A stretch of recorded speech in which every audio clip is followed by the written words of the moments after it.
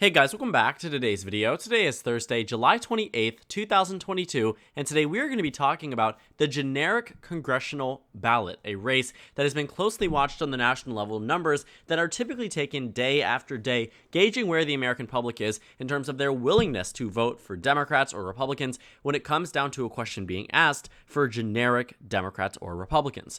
And looking at the generic ballot's lead for the GOP of just 0.2%, this officially puts it as the narrowest lead we have seen for the Republican Party in 8 months. The best performance for the Democratic Party also in 8 months. And it comes to something that we have seen a pretty significant decline, not necessarily on the national level, but also maybe not necessarily on the national level, but more so on the statewide level, where certain Senate races and some governor races, and in some occasions, House races, turning away from the GOP. Well, this now seems to be translating to national numbers being down for the Republican Party to a point where it's less than half a percentage point. 0.2% is by no means impressive for the Republican Party, considering that they won in 2014 by 6 points, won in 2010 by 7 points, yet are only polling by a 0.2% lead. Now, don't get me wrong. The Republican Party is still well positioned for the upcoming midterm elections, but they certainly aren't as well positioned as they were before. We've been taking a look at changing forecasts, and now most recently, which we will be talking about more in depth in another video, the Democratic Party has officially overtaken the Republican Party when it comes down to the chance at winning control of the U.S. Senate. Now, this can move back and forth, but generally speaking, this is how our Senate elections will tend to end up, in a close race, in a closely watched one that comes down to a chance of 55-45 at most for either political party. On Sunday, we will officially mark 100 days until the midterm elections. 100 days in a position and time where we are now in a brand new set of politics, right? You are talking about 100 days post a Roe v. Wade decision that has certainly and unequivocally, based off of the data that we've seen, narrowed up the national race to a point where now Senate Democrats are in a much more favorable position than where they were maybe a month ago. Today is July, let's see here, I just said it a few seconds ago, July 28th. Yet, if you take a look at the numbers from June 28th, what does it say? It says the GOP has about a 50% chance at winning control of the U.S. Senate. Okay, let's take a look a little bit further back to the beginning of June. June 1st, Republicans had a 60% chance at winning control of the Senate. You take a look 1 month ago, it was 50. Today, that number is 47. You take a look 2 months ago, and that number was 60%. Democrats had just a 2 in 5 chance at winning control of the U.S. Senate or maintaining control, and now they're the favorites to do so. And this happens because of things that we see that contribute to a narrowing generic ballot. Voters should be so easily willing to vote for the GOP, especially considering previous elections where they weren't so willing to bash the incumbent president. You take a look back at 2010, a year where the GOP was able to win 63 more seats from the Democratic Party in a flip. Take a look at this, blue to red. Just insane to think about. The same exact congressional map. Redistricting had nothing to do with this. It just happened to be 2010 was an overwhelmingly red wave year. But was accompanying this red wave year was an Obama disapproval net negative of 5 points. Today, Joe Biden stands 16 points to the deficit. So 5 versus 16, you can clearly see why Republicans should be in a much better position, because if they were able to do this with a president who was down just 5 percentage points, imagine what they could do when the disapproval net is 3 times as large. But they simply aren't seem to be doing as effective. Now, I don't believe the Republican Party will, 1, lose the generic ballot, meaning the national popular vote, and 2, I don't believe they will win by just 0.2%. We have been consistently overestimating Republican vote share just based off of inaccuracies of polls in the past. Republicans will still likely win the popular vote, and not by a margin as narrow as this one. But we were working with an expectation that Republicans would be winning the generic ballot, in some cases by 6 or 7 points. You take a look at FiveThirtyEight on June 7th, they expected the GOP's margin of victory in the House elections, practically the generic ballot, to be 7 points nationwide. Now, it's 4.7%, 5 points if you round up. That is a 2-point reduction from where it was a month and a half ago. That's significant, because it means that some races that might have gone to the GOP before, meaning they would have been expected to win 238 seats, now turns to 233. In addition to that, what was 1 Senate seat might now turn into 1 lost Senate seat. You see what I mean? Taking a look at the generic ballot narrowing up, it does sort of coincide with Joe Biden's numbers slightly raising. You take a look at the numbers from just a day ago or a few days ago, you find that Joe Biden was down 20 points nationwide. That has turned into 16. But I can't say 16 is good at all for an incumbent president. It's certainly bad for President Biden. But Democrats don't seem to be as damaged as they once were. This narrowing of the generic ballot also comes with an increased expectation that the Democratic Party will do better, not only by 538, but also by the political betting markets that gauge the House and Senate elections. The House elections haven't changed that much, but Democrats definitely hit a low point at one time when it was 8 cents for a Democratic share. That has jumped up to about double at 15 cents, but still definitely not the expectation, definitely not the majority. But the Senate elections are at a point potentially of convergence. Today it stands 54 to 48. Yesterday it was 55 to 45, and you take a look at 3 months ago, it was 79 to 22. You take a look at it a month ago. What was that? June 28th. June 28th. You find that Democrats were 34 cents for a yes share. Republicans were at 68 cents. The day before, they were at 73. The day before, they were at 75. And a week before, they were at 80. Seeing this change shows us there is a significant and rapid reduction in expectation for the GOP's election performance in 2022.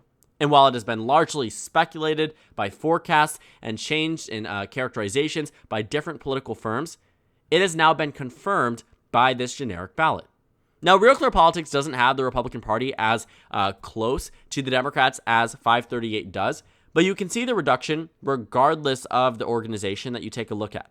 This lead for the Republican Party is the largest that we have seen it since January, according to Real Clear Politics. The largest since January. The narrowest majority for the GOP since January. Very, very significant. And it is also something to point out that of the 538 most recent polls, most of these are nonpartisan.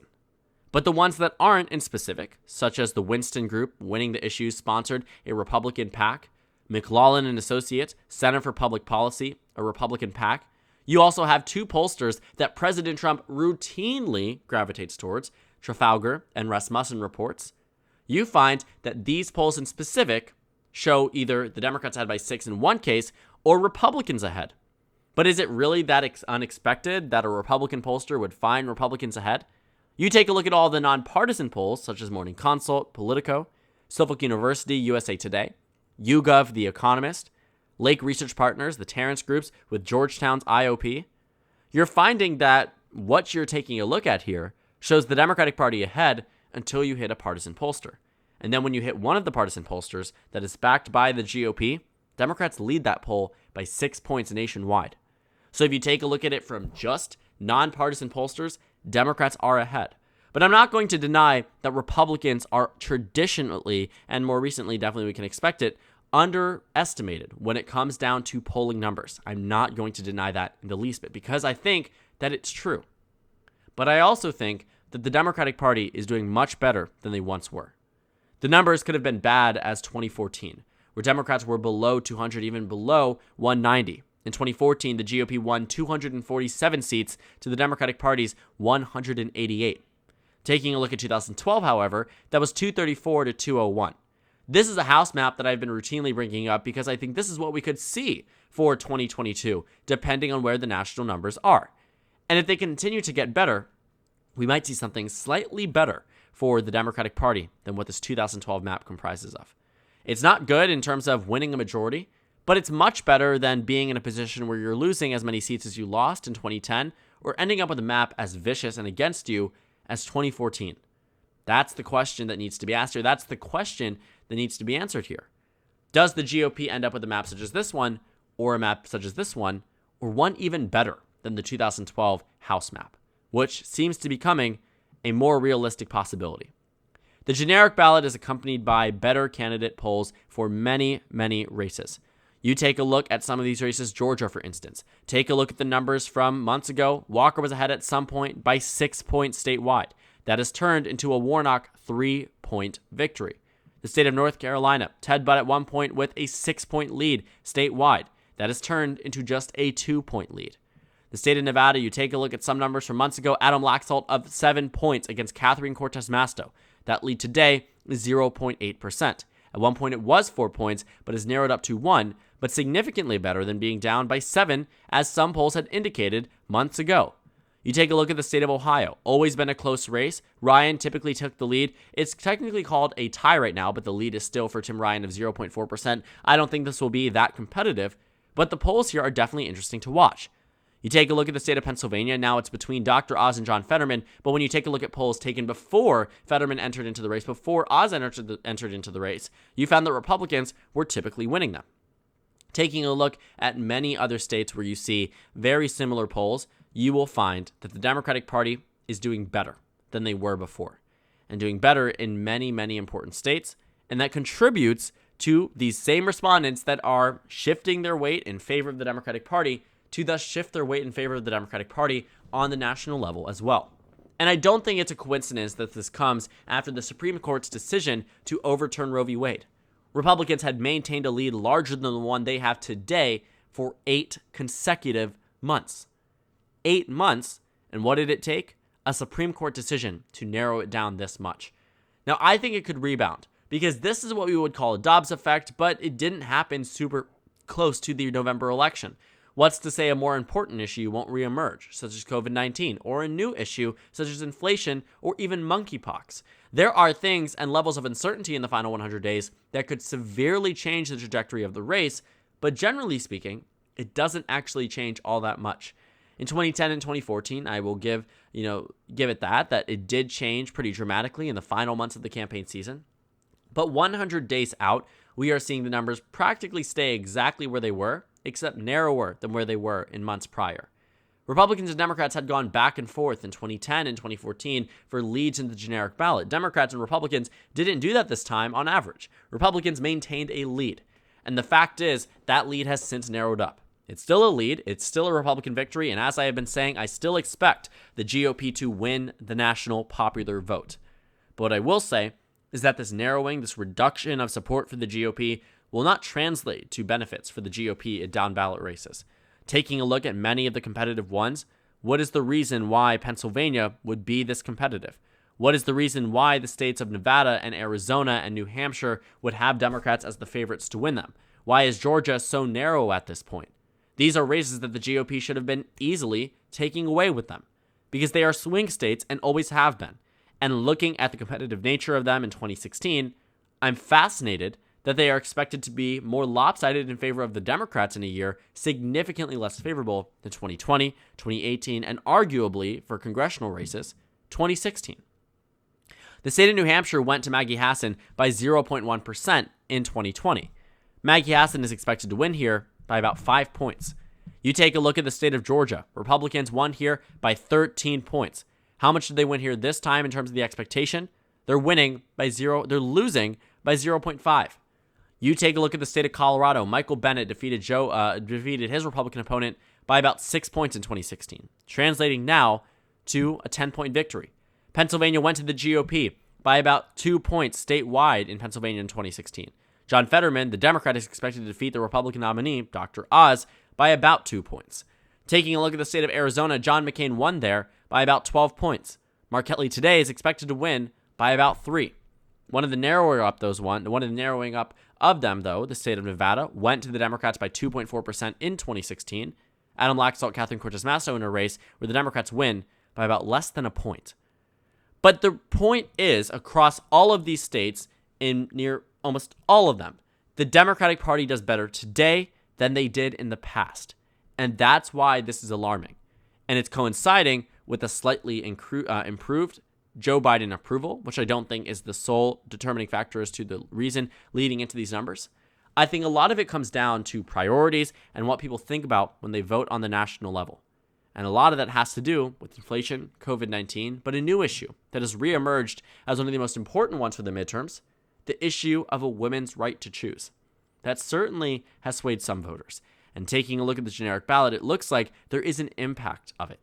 I don't know if it will last. I wouldn't bet on it lasting. I think Democrats and Republicans are still going to be easily fighting it out, and I don't think that this is some sudden change in trajectory that means the Democrats are going to all of a sudden lead on the generic ballot. If they do, that will be even more newsworthy than this narrowing up for the first time in 8 months. But looking at it objectively speaking, I think it will be an important issue. I don't think it will be the most important, and I think we could see a bounce back in favor of the GOP. But if this continues for the next month or two, the GOP probably isn't walking back from an extremely narrow generic ballot. So thank you guys so much for watching this video. Make sure to comment down suggestions below. Subscribe on the left if you haven't already, and check out the Instagram and Twitter. At the bottom left of the screen, there's also a Discord server for you to go ahead and join. On the screen, there's a video you can watch, and then a playlist for my 2022 midterm election analysis videos. Again, thank you guys so much for watching, and I will see you all later today.